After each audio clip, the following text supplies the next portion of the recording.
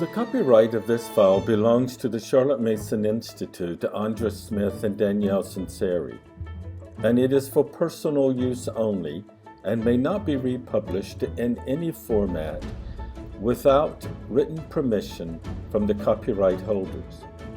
The views in these files do not necessarily reflect the views of the copyright holders. The information provided is not intended to represent, be construed, or received as professional mental health advice.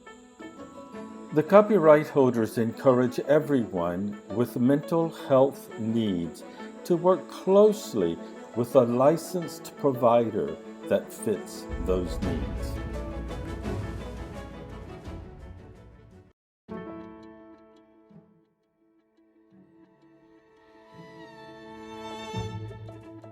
The Blue Orchard Bee is adding an additional video for this term, which ends at the end of June.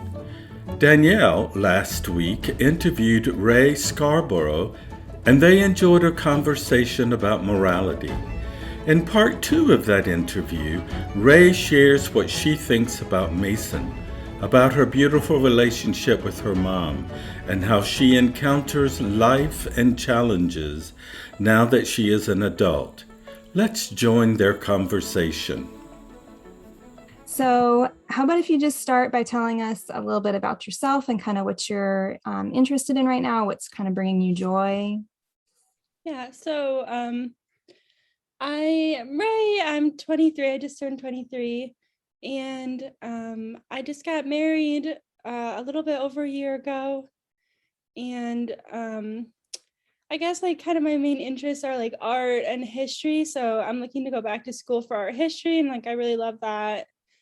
So art is like something that I've always loved, and I really enjoy in art and in literature, just like the way that culture shapes like movements through history and like cultural events. So whether that's like a war or a famine even will shape like our cultural landscape.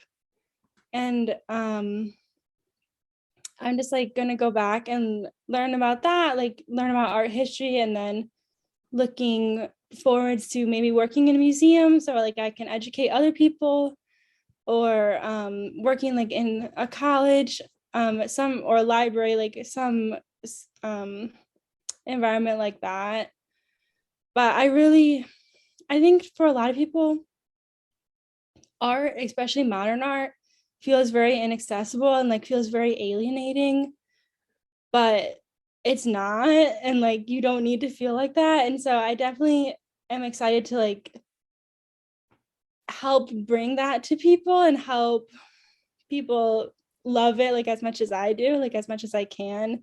Because like with my parents, like I've taken them to like the Art Institute in Chicago, and like I've taken them to museums in New York, and they definitely have like gotten an appreciation of modern art that they didn't have before. So that's something that's like very encouraging to me and very like fun for me to like help people understand it and like help people not feel so like alienated from, you know, like the pretentious like art world. And I work at a coffee shop right now, so that's really fun. I love making drinks. I love making food, so that's very fun for me. And yeah, that's me. Great. Can you reflect a little bit back on kind of when you were growing up?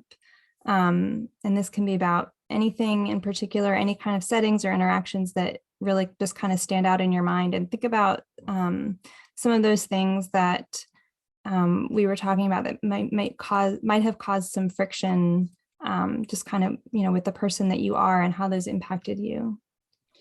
Yeah, so academics for me like is a fairly strong suit, and I didn't struggle a ton with academics because I was at home with my mom.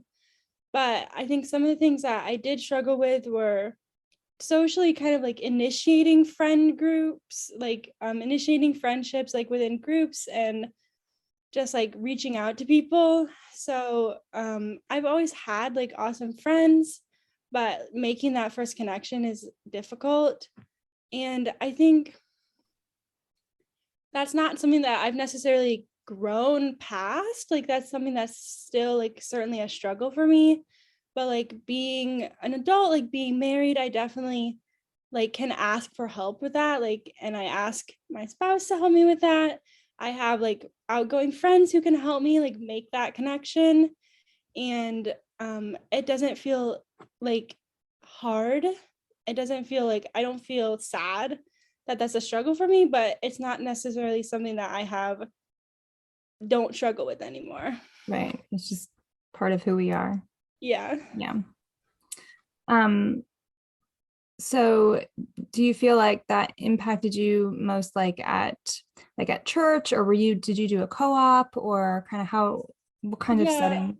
Well, both. I would say like at church and like in my like theater and dance groups, when it's like a large group of people that you're kind of like entering into and you don't like know anyone and you're just trying to like find someone to like be friends with, or you're like entering like the lunchroom and you have to like figure out who to like sit with and like who to initiate the conversation with. That's just like a huge struggle. And like that, if I was put in that situation again today, that would still be like a huge struggle for me. Mm-hmm. Yeah. I think that's like probably the hardest thing. Yeah, they're kind of like overwhelming. There's no structure. It's just like this free for all kind of situation. Yeah, totally. Yeah. So thinking about when you were at home and you were schooling with your mom, what aspects of Mason and what you know about Mason philosophy do you think were most helpful to help you, flourish in that setting? Yeah, so I think because it was like fairly unstructured, there definitely were benefits for me, like from like a sensory aspect. So I was able to, if my mom was like reading out loud to us, I would be able to do other things while she was reading to us. And that was like really helpful for me. So I would like cook maybe, or like crochet while she was reading out loud. Or if it was like a reading that I was doing on my own, I would maybe stretch because I was a dancer. So I would like stretch or do some type of movement while I was reading. And having that freedom to like move around and to do other things really helped me learn. And just definitely that, I don't know. Yeah, that was helpful. And then, sorry. No, you're fine. The other thing that was certainly helpful was being able to just pursue my like specific interests. So I was definitely able to pursue like art and literature, which is something that I was like very interested in, and that made me like enjoy learning because I wasn't being forced into doing like STEM or something that I wasn't like my strong suit. And so once I did get to like those areas, I already liked learning and I already enjoyed that. So those things weren't as hard for me to do because I had a positive association with learning. Mm-hmm.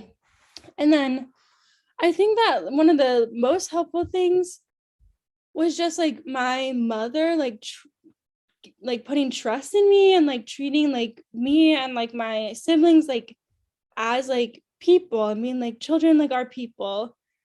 And I've like had a lot of friends, like whether that was in public school or private school, who kind of were given the material and were told, this is like the meaning you need to take from this. This is like what you need to be learning.